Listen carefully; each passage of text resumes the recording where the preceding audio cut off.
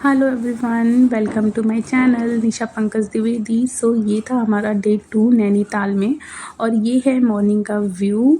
अभी करीबन कुछ बज रहे थे 7 साढ़े 7 और मैं मॉर्निंग में उठी थी और मैंने देखा था इतना प्यारा व्यू जिसे देखकर आँखों को मन को इतना सुकून मिला था कि पूछिए नहीं। और यहाँ पर इस समय हो रही थी हल्की हल्की बारिश। तो ये देखिए, आपको शायद यहाँ पे बारिश की बूंदें भी कुछ दिखाई दे रही होंगी कैमरे में। हल्की हल्की बारिश हो रही थी और व्यू इतना प्यारा था कि पूछिए ही नहीं। ऐसा लग रहा था कि बस आंखों में बस जाए। लेकिन पता है बारिश की वजह से क्या हो रहा था ना कि हम ये अपनी बालकनी और जो आउटडोर प्ले एरिया है जिसके वजह से हमने ये होटल रूम लिया था वो बिल्कुल भी यूटिलाइज नहीं कर पा रहे थे। कंटिन्यू हम 3 से 4 दिन वहाँ रुके थे और सुबह नहीं तो शाम को बारिश हो ही रही थी वहाँ पर। तो ये व्यू मतलब ये जो एरिया है ना वो हम बिल्कुल भी यूटिलाइज ही नहीं कर पा रहे थे। लेकिन आप ये देखिए व्यू कितना प्यारा लग रहा है।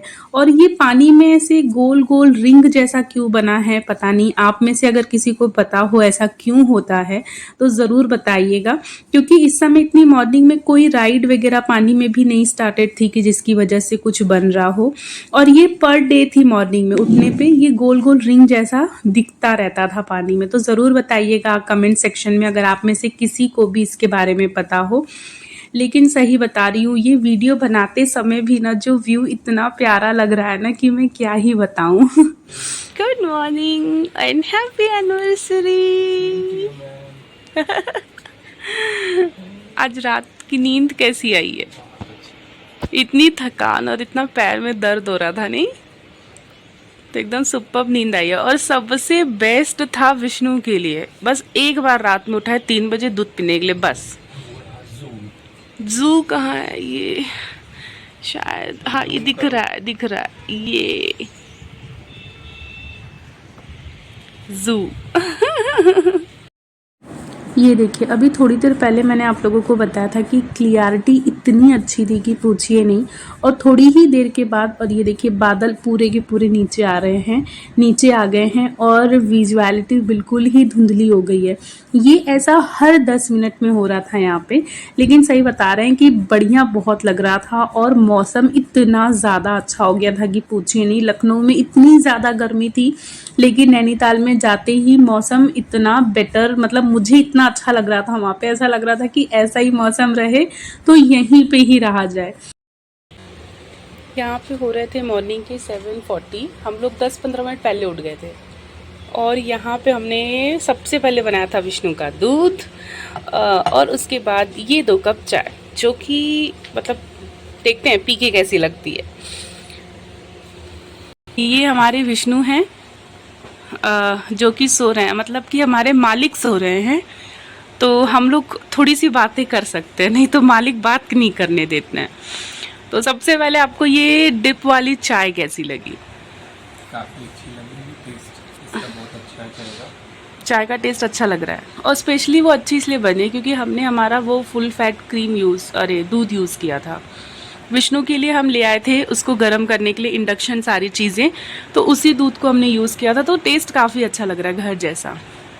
अच्छा, हमारे व्यूवर्स जो हैं वो आपसे ये जानना चाहते हैं कि आपका मतलब जो भी आप लखनऊ से यहाँ तक आए हैं तो उसका रूट क्या रहा, मतलब रूट आप कौन से मैप को किस तरह, मतलब मैप कौन सा, मतलब कौन से रास्ते को आप कवर करते हुए आए ताकि कोई भी अगर लखनऊ से आना चाहता हो तो वो एटलीस्ट आ सके इजीली।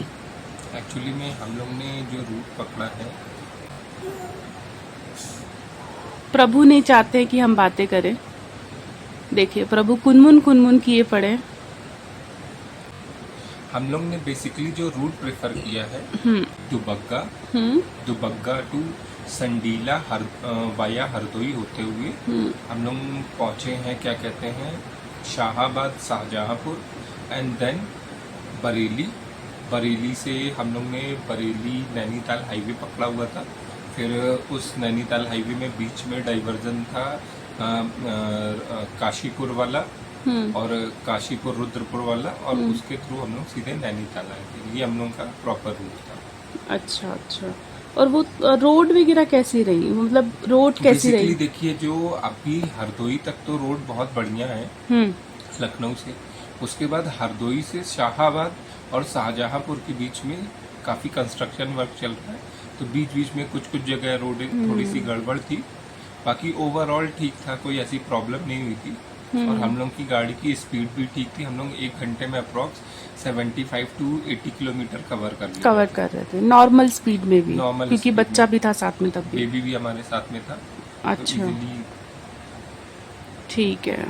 और कितने घंटे लग गए थे पूरा वहाँ से यहाँ तक?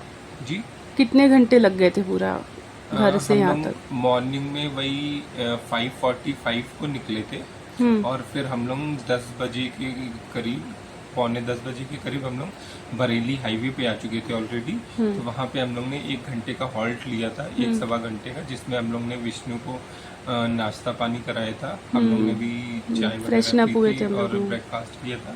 साथ ही साथ विष्णु को फ्रेशन अप किया था, विष्णु के कपड़े वगैरह सारे चेंज किए थे। तो करीब वहाँ पर 1.25 घंटे के करीब हम लोग ने ब्रेक लिया था। और उसके बाद फिर हम लोग ने फिर रिज्यूम किया काशीपुर वाले रूट पे, बरेली काशीपुर वाले पे वाया हल्द्वानी होते हुए। फिर हम लोग हल्द्वानी वाले रूट में भी हम लोग का वहाँ पे 15-20 मिनट का हॉल्ट रहा। और फिर एक जगह हम लोग ने पहाड़ों पे वो भुट्टे वगैरह इस समय काफी आ रहे थे, वो सब खाया। तो ऑल अप्रॉक्स हम लोग ने 2 घंटे का स्टॉपेज भी लिया 2 घंटे का स्टॉपेज पूरे टाइम। फिर भी हम लोग 3 बजने के पहले हम लोग अपने होटल में चेक इन कर चुके थे ऑलरेडी। 2:45 पे हमारा चेक इन हो गया था और 3-3:15 बजे हम लोग लंच कर रहे थे यहाँ पर। अच्छा, और सबसे पहला एक्सपीरियंस अगर आप लोगों को बताऊं तो हम लोगों का नैनीताल का था कि हम लोग आए थे पहली बार शादी करके यहाँ पे, नहीं यहाँ पे घूमे थे। उस समय हमने मॉल रोड की तरफ होटल लिया हुआ था। अभी हमने एकदम एंट्री गेट पे होटल लिया हुआ है, तो हमें तल्लीताल में लिया हुआ होटल हिमालयन है। हाँ, द होटल हिमालयन।